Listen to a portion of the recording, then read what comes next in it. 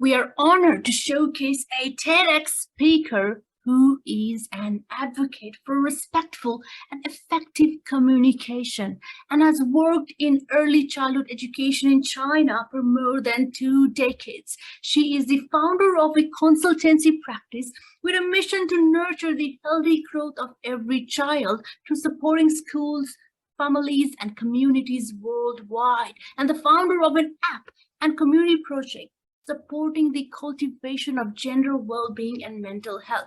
An experienced Montessorian school leader and teacher trainer for the 0 to 6 age group. She is also a parenting specialist, family coach, mindfulness coach, and a licensed Gordon Training International Parent Effectiveness Training instructor. She is Paula Zhou, representing China. Her session title is Developing Emotional Wellness from the Earliest of Years. Hi, Paula, how are you? Hello, it's so wonderful to be with you. Thank you for this wonderful introduction. It's so wonderful to be with you all this afternoon. Oh, this afternoon here in China. Thank you so much, Paula. We are very, very excited for your session and the stage is yours. Thank you. So my name is Paula Zhou, as you mentioned, and I'm speaking to you from the beautiful southern Chinese island of Xiamen, where I live with my husband and 2 children. I've been working and living in China for the past 24 years, and I've worked as a Montessori guide, a school leader, a teacher trainer, and more recently as an advocate for mental wellness. Working with young children, their families, and the guides who dedicate their time to the legacy that Dr. Montessori left for us is an incredible blessing that I'm really grateful for every single day. And one of the aspects of working in the early childhood sector that I have been intensely interested in over the past decade or so is how we can support the healthy emotional development of our children.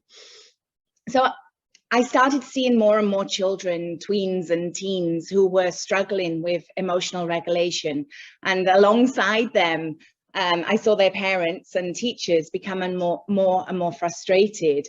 They were confused and emotionally disconnected. And I watched as young families spun between contradicting advice, not knowing what to listen to. So there were kids needing tough love messages being sent around, or respect your child. Children need to learn how to control themselves. Just let him be. All of these different contradicting advice that we hear in our environments. And this, I think, is really causing a lot of confusion within the early years sector, within parenting, and for schools and teachers. And I realized that as a young parent and school leader myself, I needed to do my own reading and research in order to both support my own family and the families with whom I worked. So Dr. Montessori, if you've read her work, you'll know that she talks extensively in her writings about the importance of affording children the respect that is their birthright. And I had already spent at that time probably 10 or so years intensely believing that. But when I look back on that time, and if I'm fully honest with myself, I didn't really 100% understand what respecting children really looked like. So I set myself out on a mission to better understand this respect, and I attended course after course and devoured so many books. Carl Rogers, Thomas Gordon, Dan Siegel, Daniel Goldman, Dr. Chevalier, all of those big names that were really important in my own research. And I also began to recognize more deeply the importance of personal consciousness. And so spent a lot of time really looking deeply into my own psyche through self-reflection and mindfulness. And with a little more maturity and cognizance of the world and human psyche, I came back to Dr. Montessori with fresh eyes and a much deeper level of understanding. And one of the things that strikes me most throughout this journey and this continued journey of discovery is what contemporary neuroscience is telling us about the brain and the developing brain of the child. And as I began to understand how and why the brain responded to intense emotions, I started to understand what was happening to the child and how the simple art of listening to children can support the healthy construction of the brain and help the child navigate a pathway to better emotional health and emotional regulation. So to better understand all of this, I'm going to walk you through a couple of just everyday childhood scenarios that could be the common cause for a high emotional temperature. We call this a high emotional temperature when the child is feeling really overwhelmed or out of control. So we look at typical responses and analyze how these responses are received by and affect the child and his developing brain. So I want you to imagine this, that your child in your class or in your home comes home, slams the door and shouts, "I hate Johnny, I never want to play with him again." And think about what your typical response to this scenario would be.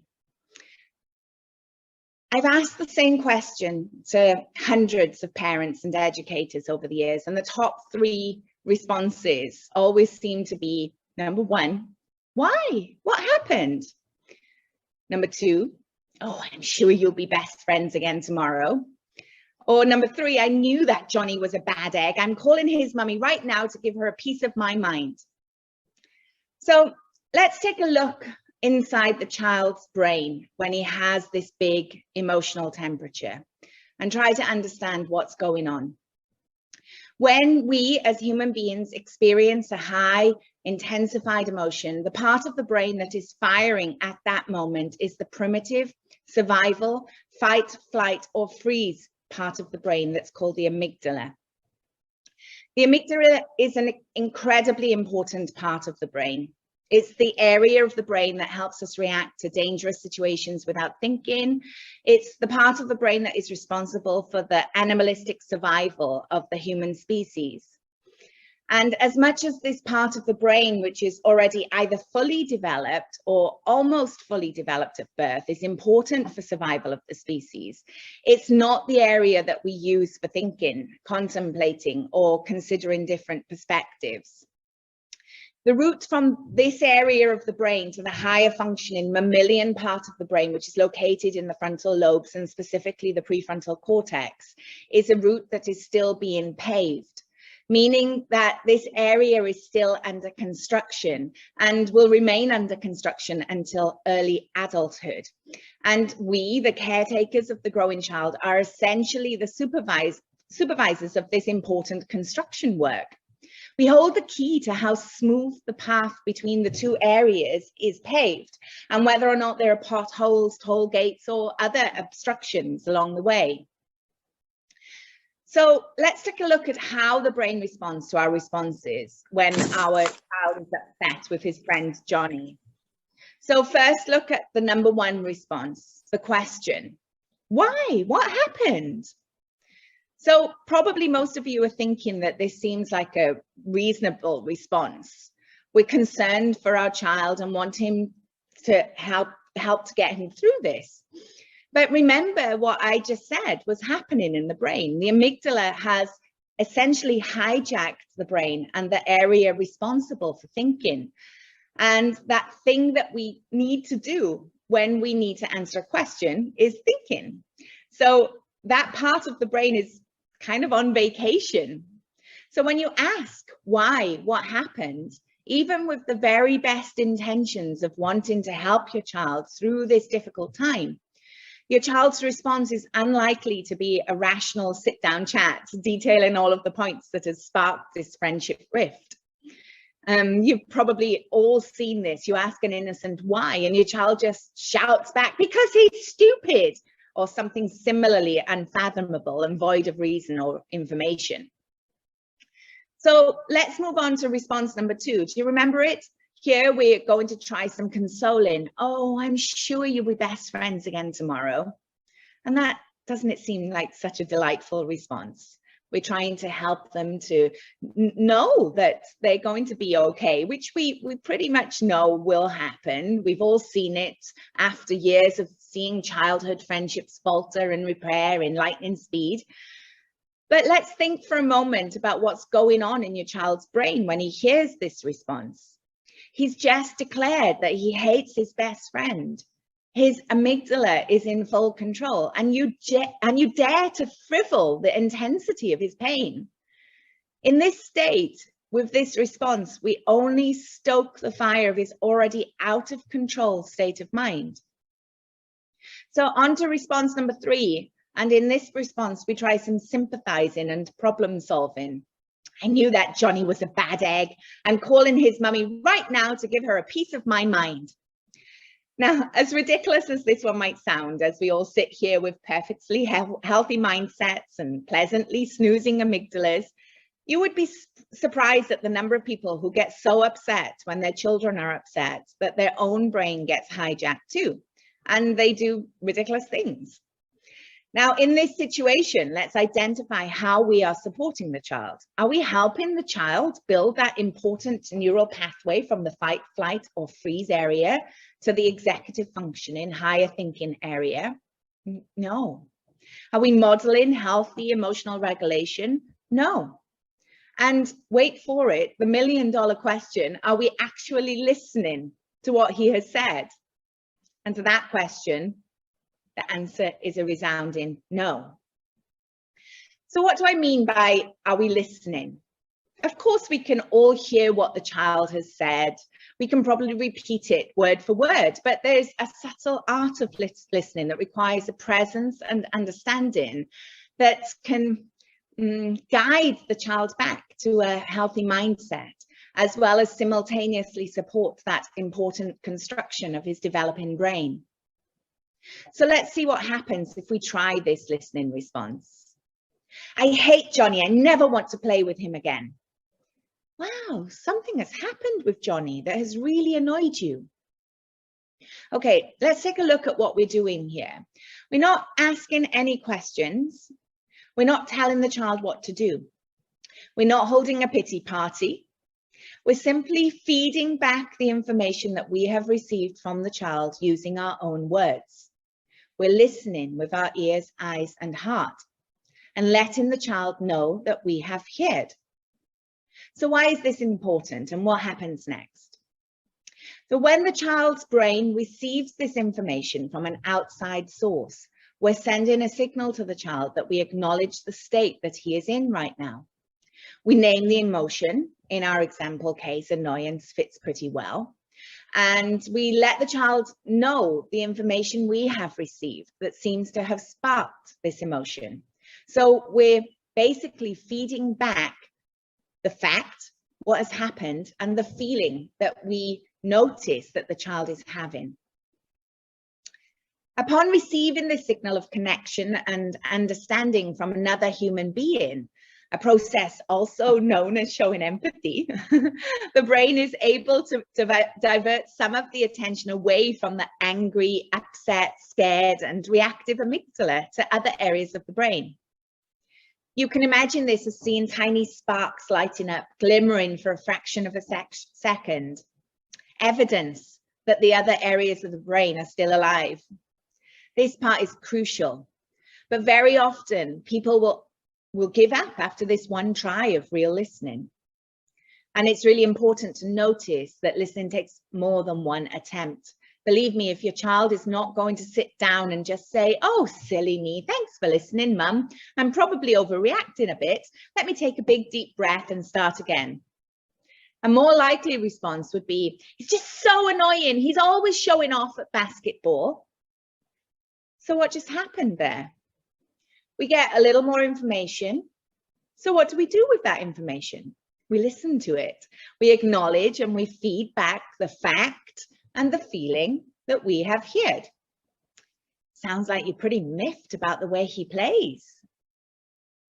Now your son's brain is loving this. With every new listening attempt, you are helping him fire connections and divert all that energy away from his amygdala. He's still pretty annoyed, but he's communicating and letting you know what the problem is. Yeah, he's really good at shooting hoops and all of the other kids cheer him on. If you've reached a space for a response like this, it's likely that your child has already calmed down quite a bit. He's not so explosive, and there'll be more talking and less shouting. You'll be able to visibly see less tension in his face and body as the emotion starts to be released.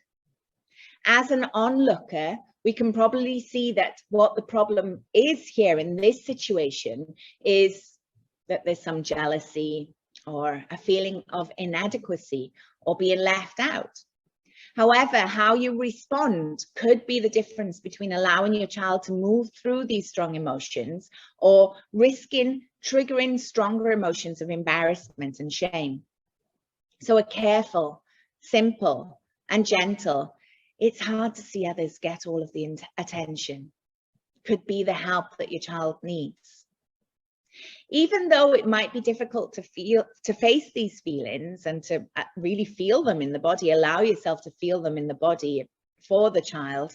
And even though he may also be experiencing feelings of shame, sensing your empathy and knowing that he is safe and that you are not judging him is incredibly important for him to move through these perfectly human feelings. This response might be met by a big sigh, tears, or looking away. These are all signs that the emotion is shifting and you have helped build that pathway from the amygdala to connect with other higher functioning areas of the brain. At this point, your child may just accept his feeling and move on, or maybe he'll come up with a plan on how to help himself next time.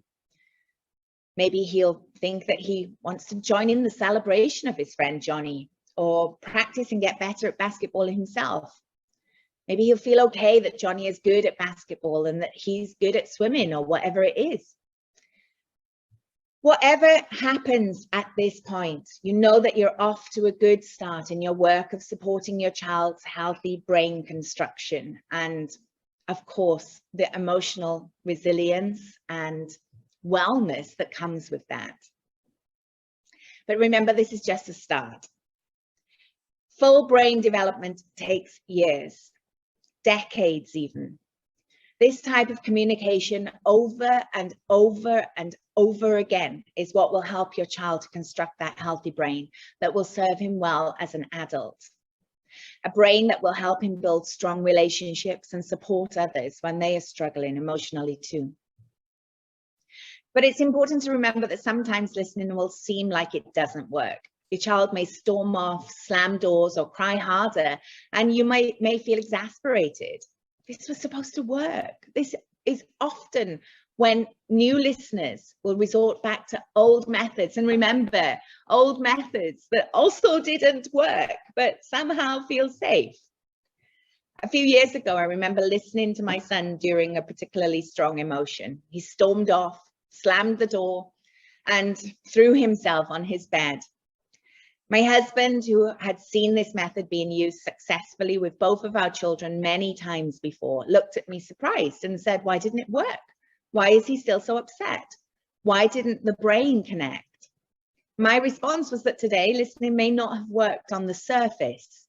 It didn't seem to help with this particular problem at this particular time. But I see listening as an investment.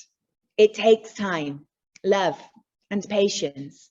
And even through the actions on the outside, even if these actions don't look promising, I know that connections are still being made in the brain. And I know that my son felt my empathy and compassion. I know this because of the empathy and compassion I see him afford others when they are enveloped with big and scary emotions that overwhelm their whole being. So let's take another look at an example of listening. This example is taken from my working observations of the art of listening, a listener's notebook, a notebook that I keep of all listening examples that I'm really fortunate to be blessed with. At the time of this listening account, I was the executive head of schools for a group of schools in Beijing. One day on campus, I was met by loud crying coming from one of the classrooms. The crying went on for more than 30 minutes, and I asked the school admin to help take a little peek in the class to see what the problem was. She came back and told me that Andy couldn't put his shoes on. This surprised and confused me, as I knew Andy well. He was about 4 and he'd been in the school for a couple of years, and I was fairly certain that he could put his shoes on by himself. Another few minutes passed and the crying was not stopping, so I entered the classroom to see if there was anything I could do to help. I was met by the sight of Andy sobbing his heart out, flailing his arms and repeatedly saying, "I can't put them on." Next to Andy, the guide was down to his level and gently responding, but Andy, I know you can put your shoes on. You put them on by yourself every day. I immediately saw what the problem was. I asked the guide if I could have a chat with Andy, and a look of utter relief. Remember, this has been going on for close to 40 minutes. She mouthed, "Thank you," and stood up. I got down to Andy's level and said, "It looks like you're having trouble putting your shoes on today." So I fed back what I had observed and heard, the fact, putting on his shoes, and the feeling, difficulty in doing this today. Andy immediately collapsed into a pile of sobs that were closely followed by, "I miss Mummy." So this was new information. And here, let me tell you that as a teacher, when you get to this stage, a lot of teachers, the immediate response in their mind is, "Oh my goodness, that wasn't the problem. I've made the problem much worse. What can I do? I need to distract him. I need to do something to stop this crying." So that obviously went through my mind a little bit as well, but I remembered, okay, he's given me new information. So I fed that back to him. "Wow, you're really missing Mummy today." And that was met with, "Mummy went to work really early this morning. She was gone before I got up and I didn't give her a kiss. Good morning." "Oh, darling, you're so sad because you didn't get to see Mummy this morning. You always give her a big kiss in the morning." Yeah. Now, this is crucial. I'll talk a little bit more about this in a few minutes, but please remember it. I responded with, "I'm wondering what we can do to help you feel better." Now, this might sound like a question, and it is in some way, but the crucial placement of this door opening question, a question that doesn't require a real answer, but instead invites the other into a problem solving state, is what really matters here. After the door opener of, "I'm wondering what we can do here," Andy paused for a moment and then said, "Paula, can you give me a hug?" My response was, "Oh, of course I can, sweetie." And he fell into my arms where he really sobbed. After about a minute, Andy stood up straight, wiped his tears, put his shoes on, and said, "Paula, will you come and do some work with me?" Now remember, this had been going on for 40 minutes. He'd been crying for 40 minutes, insisting that he couldn't put his shoes on. And within approximately 2 minutes, he'd stopped crying, put his own shoes on, and was ready to get to work. His problem had nothing to do with his shoes. All he needed was to move past this block and to be acknowledged. Notice that at no point did I say, "Come here, let me do it for you." I didn't say, "You can't put your shoes on." I just acknowledged what I had observed, that he was having difficulty putting his shoes on today, at this moment. I let him know that this and all feelings are transitory by adding this reference to time. And if we stop for a minute and think about what was going on with the guide at the time. So she was really trying to help him recognize and feel into his independence. If any of you are Montessori teachers, you know that this is one of our main goals, is to help our children become independent. But I feel that independence needs to come at times of calm, and we need to really listen to our children when they're in times of big upset. And when he was saying to the guide, "I can't put my shoes on," it was almost as if he was saying something down here, and the guide was responding, "But I know you can put your shoes on." And they were on a completely different track. They were not meeting one another. They were not able to understand one another at all. It wasn't helping him to make that important neural connection that was needed for him to release that emotion and push through that block and acknowledge the real problem, which was that he missed his mum that morning. And that's okay for children to feel this. It's okay for all of us to feel this. And during that little, what would you call it? That performance that I did a few minutes ago, I asked you all to remember that long and emphatic, yeah. So what's important about this? Over the years, I've spent hundreds of hours observing the different stages that children go through when they are being listened to. And I've developed my own little hypothesis on the observation of the child's breathing and how it affects what's happening in the brain. It gives us clear and precise signals of when and how to present these door opening questions that I just talked about a few moments ago to support the child's shift towards problem solving. So maybe you can try this when you see a child experiencing a high emotion. Just sit and observe for a moment. You'll see a pattern, and in the first stage the child is barely breathing. The voice is high-pitched and intense. I can't put on my shoes! And the words are coming really, really fast. And there's a deficit of oxygen reaching the brain as blood surges to the limbs in preparation for that fight or flight reaction. And if you listen to the child a few times using this emphatic listening, feeding back what the fact is and what feeling you've seen coming from the child, you'll be able to witness a shift in her breathing pattern to this rapid, short and punctuated breathing that compresses the chest and helps the child start to expel the buildup of muscle and tension, cortisol and adrenaline that has surged to the chest area. So this kind of looks like, and you'll see this with children, that they have this like fast breathing, that the whole body is like pumping itself. And this, I think, is the body's incredible way of releasing this tension and all of these chemicals that have surged into the body. And when we go through a few more emphatic listens to the child, connecting her with and helping her tame that amygdala and its primal response, you'll see that pivotal, big, deep bellied breath followed by a long exhalation. And it usually comes with a or just a big long sob. And this is it. This is your signal that oxygen has entered the brain. And this is the game changer that really helps children build that pathway from the amygdala to the higher functioning areas of the brain. So the art of listening really takes patience.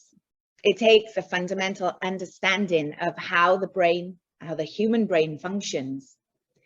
It takes compassion and understanding of the pain of another human soul. And in my opinion, it should be compulsory training for every parent, teacher, or other person that's entrusted with the guidance of the growing child. I'd like to share my screen, if that's okay. Is that okay? Okay, Paula, thank you. Okay, thank you.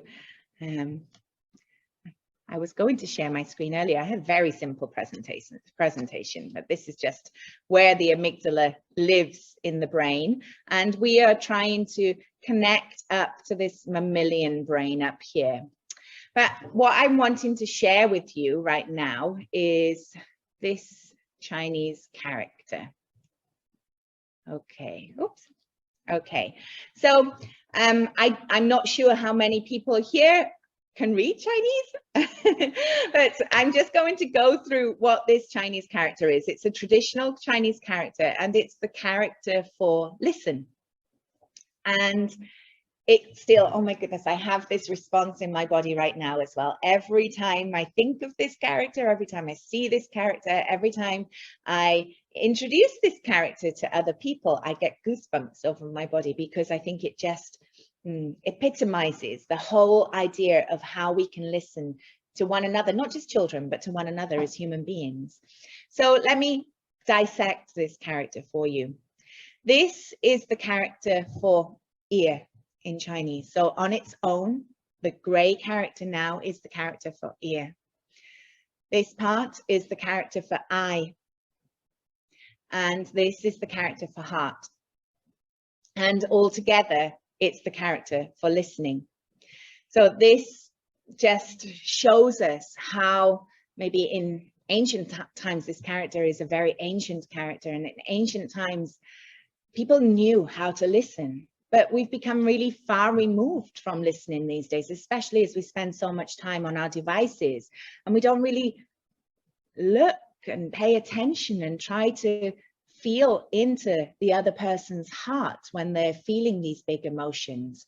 We get scared of big emotions, especially when children are crying.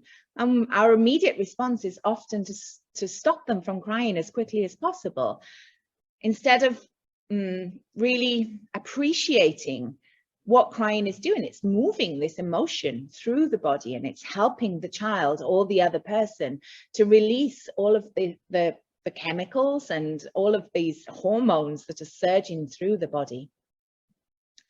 So I think I went too fast. I'm so sorry, but I would love to hear if you have any questions now. It was so amazing. Thank you for sharing us regarding healthy brain development to help children, deal with challenges of life through cultivating respectful interpersonal relationships. That was really amazing. And we have people from all over the world tuning in, teachers from all over the world tuning in currently for your session. And ladies and gentlemen, if you have any questions for Paula, this is the time.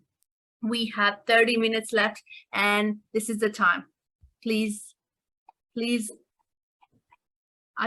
you can unmute and talk, Nancy Pearl. Thank you so much. Hello, Miss Paula. Hello, hi. So much for your amazing presentation. What you taught today is something that as adults, even we have to learn, and especially myself, to regulate my emotions. And you live in China. I work with Vietnamese children, so there is some sort of a similarity we might share. And in my first years of my teaching, right, I always also assumed that the kids have an issue with the emotional dysregulation, until I found myself having that. And then I realized that sometimes their situations are actually very real, which are not validated. And that's the reason why the dysregulation goes out of proportion after some time, and then it becomes their personality, which is something I'm realizing about myself even now. I break down, I cry, and I probably don't have the proper people to validate what I'm going through. Instead, they have like a bunch of short fixes, do yoga, meditation, and all of that, But what we don't realize is it's not just with children, as you rightly pointed, but also with humans, that when you interact with one another, we have to keep in mind with that how we respond to their big emotions, not to get scared. And these days, the past 3 years, I've been teaching online, and I'm able to even make a child who's just 3 years old study online. And that's because fundamentally, I understand human connection, that you don't even have to be physically present, but be present and, understand what they are going through, what they want, and what you as an adult probably are missing in your communication that's making them outpour that way, and all they're screaming is, hear me, listen to me, So thank you so much for that amazing presentation. The video that you showed and everything. And this is a particular topic I've been teaching my teachers as well, and myself, whenever I go through ups and downs. Even this morning, I had a little breakdown. So your videos, your session was so beautiful. I will definitely show my teachers as well. Thank you so much, Ms. Paula. Thank you so much. And I think that what you talked about was just so important when we, we talking here about with children, but actually I did a one-on-one session with an adult last night, and this very similar advice that I gave to him, that when we notice how we're feeling in the body, and when we notice that we're starting to become overwhelmed, we can listen to ourselves as well, and we can acknowledge this. And just that one simple acknowledgement of, wow, I'm feeling really nervous right now, or I'm feeling really scared right now. And it makes that shift from the amygdala, which is going into this like I need to survive, and moves it through to the prefrontal cortex, where we can, okay, I've got a little bit of space. What can I do? How can I move myself out of this very intense feeling? So thank you so much for sharing, Missy. Yes, thank you. Thank you, Paula. And Nissy, are you tuning in from India? I'm from India. Yeah, I am in India right now. Yes. Thank you, Nissy. And we do have Michael Jones questioning, hi Paula, how do you explain to Chinese parents the importance of social emotional development and the dangers of spending too much time on rote learning and academic study? I think the same, that we understand and we acknowledge that they're scared too. So this listening goes with children, it goes with ourselves, it goes to the parents that we're working with. So when we try to dictate and lecture parents that they should be doing something in a certain way, that they're ruining their child's lives, and we're telling them how it should be done, we're really like causing them to go into an even more kind of like this fear mode. So it's really listening to them and trying to understand where these fears come from, and then gently introducing new ideas to them. And it takes time, and it takes a lot of compassion and a lot of patience. And yeah, as I've worked with Chinese families and families from all over the world for the past 24 years, but I know that in particular there's this pressure in China to really have very, very high academic grades and to always be studying. So really just reaching out and making these connections. You know, connections change everything. When we allow ourselves to connect and try to understand where somebody else is coming from, then we give ourselves that ability to feel empathy towards them, and they maybe feel a little bit safer to be able to take in ideas that we might be able to share with them. But it takes time and patience. Yeah. Thank you, Paula. I hope Michael has, Michael, if you have any more queries, please, you're welcome to unmute yourself and ask Paula yourself. And please let us know where you're tuning in from. That would be amazing. Thank you so much, Michael. Thank you so much, Paula. If you have any more questions, so we do have one question from Vedika. He is in Guangzhou.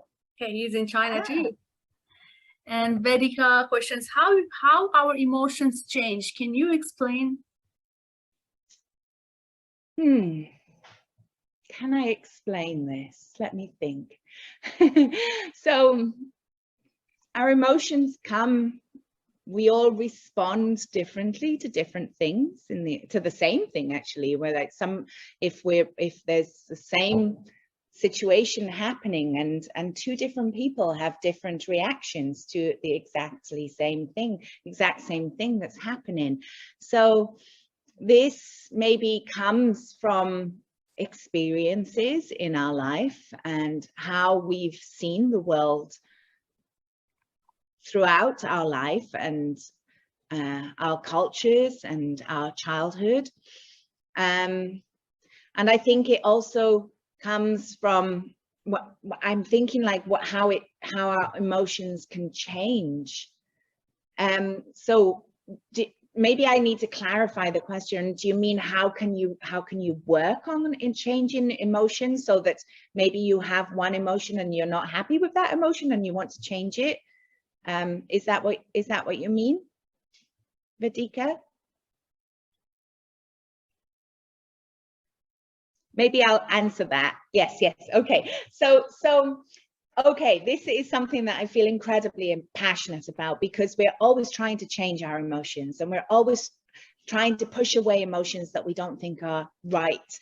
We think that these emotions are negative or bad because society has told us that we shouldn't feel sad, that we shouldn't feel angry, that we shouldn't feel scared, we shouldn't feel bad, and all of these, and we're always trying to push towards being positive all of the time. And this is actually incredibly dangerous, and it can cause so much more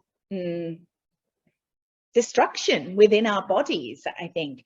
So it's really important that when you feel an emotion, and when you feel, for example, let's take the emotion of sadness, that you allow that sadness to be felt, that you give sadness space to be with you. And you'll notice that by allowing and not fighting with sadness, trying to push sadness away, trying to change that emotion, trying to kick it out of the ballpark, then you notice that it's actually moves through, and it doesn't cause that much pain as what it does when we're actually resisting it and when we're trying to push it away. So one of the most important things that I've learned throughout the years is to not be afraid of emotions and allow all emotions to be felt.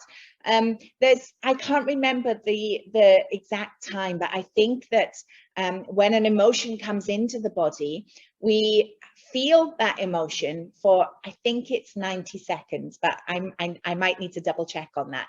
I think it's 90 seconds where that rush of hormones and chemicals comes into the body from this feeling of maybe fear or anger or sadness. And it's usually from trying to fight with this and trying to push it away, get rid of it, that we prolong this feeling. So when we notice something comes in, just allow it to be and sit with it and feel it, savor it, and notice how it passes through. So I hope that answers your question. I think that having a few minutes to try and answer that is actually very experiential, and trying to understand it on a very cognitive level through speaking and listening is really difficult. It's something that you have to experience to truly understand, I think. Thank you, Vedika. Thank you, Vedika. Thank you, Paula. She's tuning in from Pune, India. Thank you, Vedika. Michael Jones, have another question for you, Paula. He questions, how do you address situations where parents have encouraged children either to suppress or act out on emotions? For example, where parents tell boys never to cry because it is not manly, or where parents tell boys to physically fight back if someone upsets them.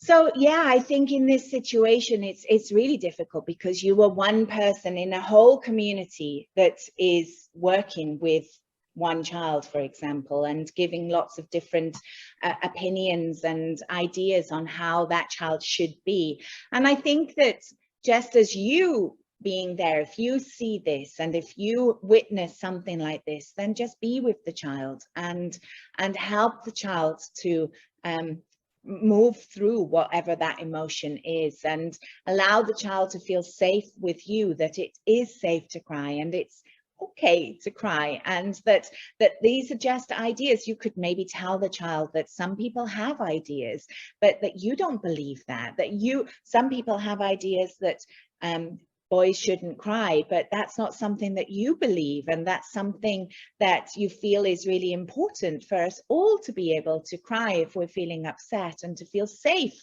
when we cry when we're feeling upset. So let the child know that you are a safe person to be with in that situation. And Michael, I think as a male teacher, this is wonderful that you're asking this as well, because you would be able to have that connection with boys, to be able to let them know that you cry too, that it's okay, that all boys and all humans cry sometimes. I remember my son, I think when he was around about 9 years old, we were sitting having dinner, and it was a very strange, like out of the blue question. He said to me, "Mummy, why do some people say boys can't cry?" And I just answered him matter-of-factly, and I said, "I don't know. I'm not too sure, babe. Why? I'm not too sure why people say that." And he said, "I think that that's not okay. I think that boys should be allowed to cry too." And I said, I completely agree with you. If you feel like crying, I think it's perfectly fine to cry." And he just looked at me and he said, "I think I'm going to cry now, Mummy." And he just cried. And it's just this understanding, letting children know that there are different opinions, and there's different opinions on so many different topics, and giving them your opinion on this topic and letting them like maybe know that there are other ways, and then eventually that they have the ability to choose which way feels okay for them. And when I do parent sessions, I do a lot of sessions for one-on-one with parents, and I do group sessions with parents too, and it's something that I always talk about as well, like when we allow our children to really feel their emotions and express their emotions, and allowing children to cry and move that emotion through. And it's just having these conversations. And you know, when I have these conversations with parents, the parents always cry, because they have lots of us, we suppress our emotions so much, and it's almost like finally it's a safe space to cry. So just allowing this story that we've been told for many years to just move through and have a new story come in, I think. Thank you, Paula. In that same context, I do have another question. It's not just a question, it's a statement, but I would like to hear your opinion. I believe that every child's overall emotional state is conditioned and shaped, and largely by the ways his or her desires have been programmed or addressed by their parents and teachers or other stakeholders. As to whether desires have been suppressed or fulfilled. Do you agree? I'm so sorry, because I read that Michael wrote Diolch yn fawr, and my mind was off somewhere else, because I'm wondering, did he really know that I was Welsh? And I wasn't really listening to the whole question. So would you be able to say it again, please? That's okay. That's okay. I'm so sorry. Okay. The question was, every child's emotional state is conditioned and shaped largely by the way his or her desires have been programmed or addressed by their parents, teachers, and other stakeholders, as to whether desires have been suppressed or fulfilled. Do you agree? Yeah, I think that all of us, not just children, all of us, we've been told stories from the very time that we were born, and there are stories within our childhood, within our families, within our communities, of how we should be and how we should be living. And oftentimes we suppress many different parts of our existence.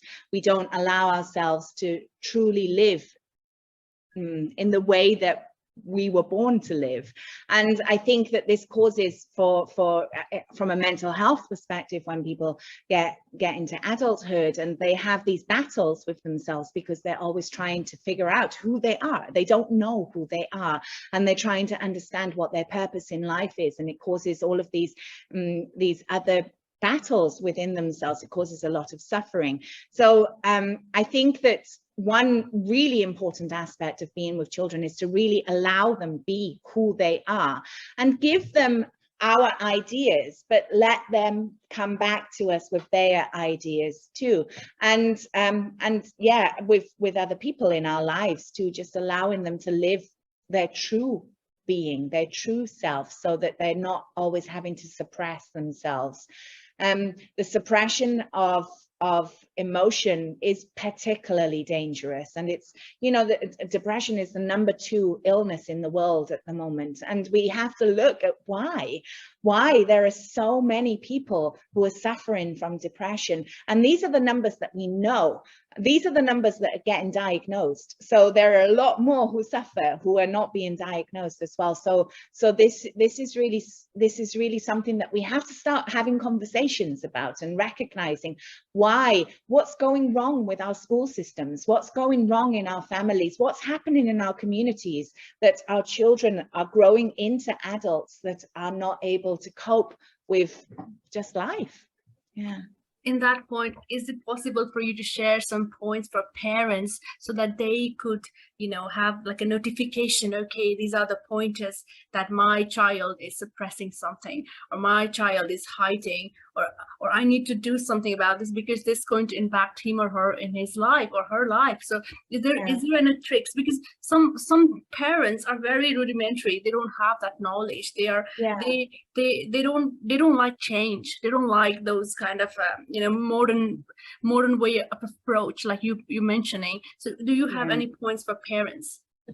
I think #1 is always to get in touch with yourself first. So if you're not in touch with yourself, there's no way that you can get in touch with a child or another human being. So we always need to really deal with ourselves first, and look at why we have these certain maybe desires for our children, why we have certain feelings or thoughts about our children, why we have certain ways in which we think our children should be, and try to understand that about ourselves so that we know that these are not facts. These are just things that we have built along the way as well.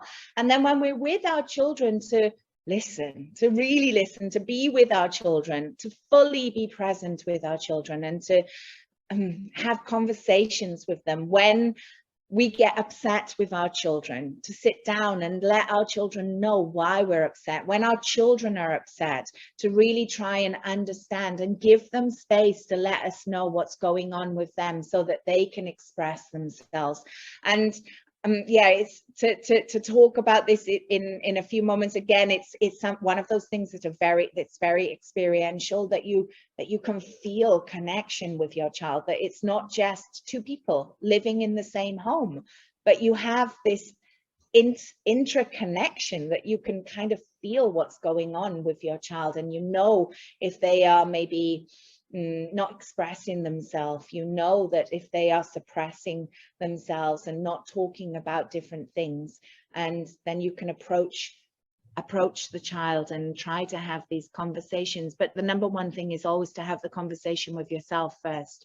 Understand what you're suppressing first.